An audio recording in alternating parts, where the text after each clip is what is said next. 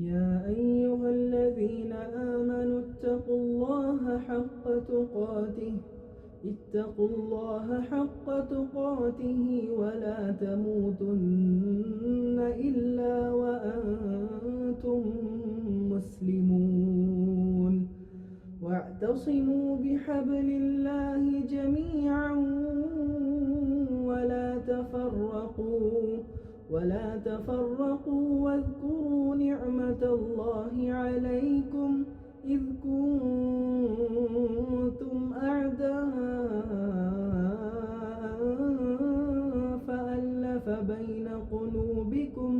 فألف بين قلوبكم فأصبحتم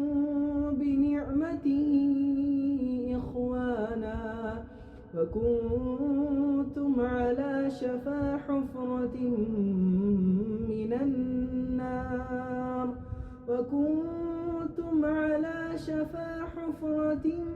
النار فأنقذكم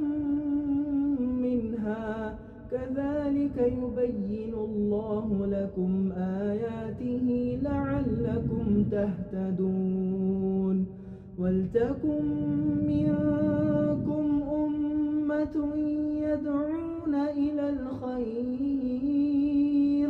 يدعون إلى الخير ويأمرون بالمعروف وينهون عن المنكر وأولئك هم المفلحون ولا تكونوا كالذين تفرقوا واختلفوا من بعد ما جاءهم البينات وأولئك لهم عذاب عظيم يوم تبيض وجوه وتسود وجوه فأما الذين اسودت وجوههم أكفرتم بعد إيمانكم فذوقوا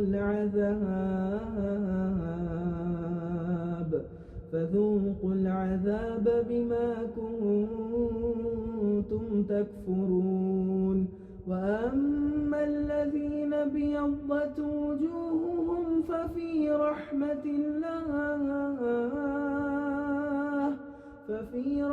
الله هم فيها خالدون تلك آيات الله نتلوها عليك بالحق وما الله يريد ظلما للعالمين ولله